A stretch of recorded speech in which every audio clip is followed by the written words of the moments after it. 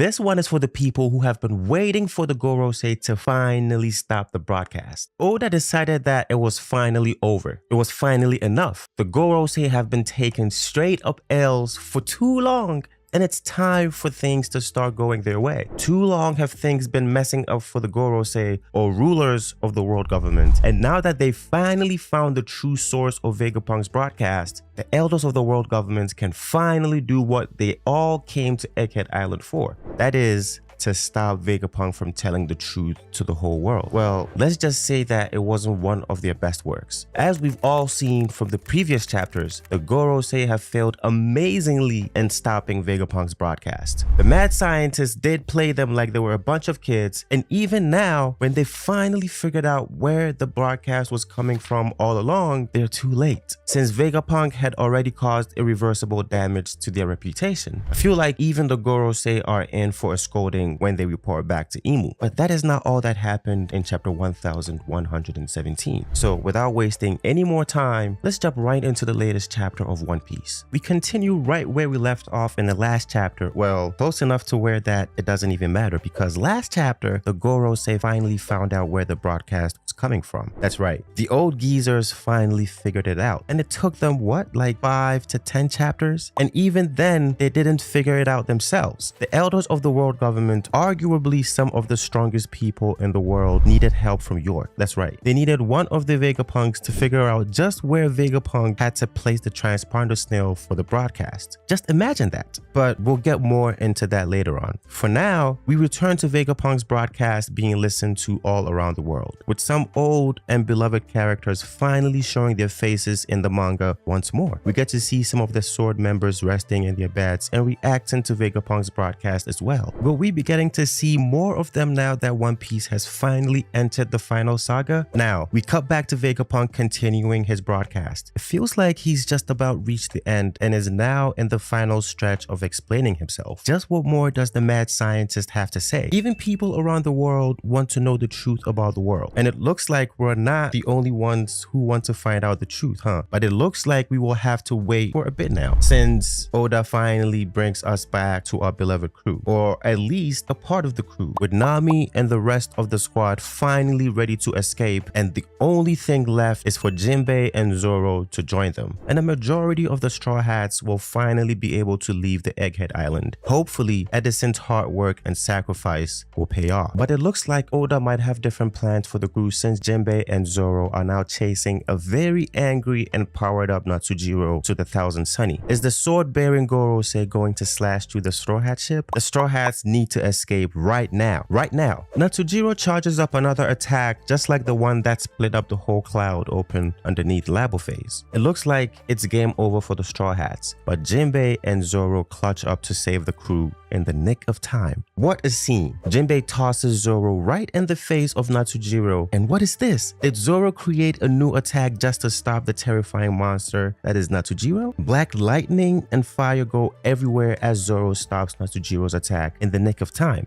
And Zoro recognizes Nusjuro's sword. After all, what kind of swordsman will he be if he didn't recognize one of the strongest swords in the whole world? It looks like the Shodai Kitetsu has finally been found, and it's been found in the worst place imaginable, right in the hands of one of the greatest enemies of the Straw Hat Pirates. Will we be getting to see a showdown between Nusjuro and Zoro? Is there even enough time for Zoro and the Gorosei to square up? Or is this Oda setting up a future fight, one where we will finally get to see Zoro face down Nusjuro and take his sword once he's defeated? After all, that is the only way I can imagine Zoro getting that sword. And there's no way he's not getting this, right? On the other side of Egghead, it looks like even Luffy and the Giants are getting ready to escape, since there's no way they can hold back the Gorosei, even with Luffy's Gear 5th form and the power of the Giants. I somehow doubt that the rest of the Gorosei can be held back. They aren't the strongest people in the world for nothing, you know. And it looks like Luffy has finally returned to his normal form, but why did he just stop using Gear 5? Did the captain of the Straw Hats ran out of stamina again? Just what is happening? Well, it doesn't matter, because even the Giants are ready to make a retreat, but nothing is going the way they want now, is it? It's not like our beloved crew can go anywhere without getting into trouble. It looks like even the Vice Admirals are getting their time to shine today. The Gorosei can't take all the spotlight now, can they? Even their subordinates need to show off now and then. Dory and Brogy command all the giants to get ready to leave, but the vice admirals are there to stop them and put up one heck of a fight. No one in the Marines want the Straw Hats to escape Egghead Island, even if they don't realize how important it is. The Marines know that the Straw Hats and the giants cannot be allowed to leave Egghead Island alive, and just the amount of respect and control the world government and the Marines still have just goes to show you how deep the corruption goes. But where did all the Gorosei go? Up until the previous chapter, all of the Gorosei were hot on the trail of the Straw Hats and were trying their best to defeat them. Even Luffy and the giants were holding back both Valkyrie and Jupiter by themselves. But it looks like the chase is over. But how could something that big just disappear? Well, for that, we have to look no further. Remember how in the last chapter, York finally figured out that Vegapunk had hidden the Dendenmushi in the Iron Giant? Well, that is exactly where the Gorosei all went. In one of the most terrifying panels of the whole arc, we see 4 out of the 5 Gorosei showing up right behind the near indestructible Iron Giant. There's no way that the Iron Giant is getting out of this one without a scratch. But for one last time, we cut back to Vegapunk's broadcast and get ready for what the mad scientist is about to say, because these very well might be the last time we hear from Vegapunk ever. One last message from the smartest man in the world. Let's see what he has to say. A final message for the people with the initial D. Just what could this message be? And how does Mars recognize the Iron Giant? Did it attack Nusjuro 200 years ago? Because that is exactly what was said. And just why are we finding out about this only now? Well, it's because he was trying to hide it from you guys all this time. Moving on, Vegapunk is finally about to reveal something to those with the letter D in their names. We see reactions from people around the world, including the infamous Monkey D. Dragon and Sabo, the adopted brother of Luffy, and even Marshall D. Teach, one of the biggest enemies of the Straw Hats. How are all of these people connected, and why mention them only now?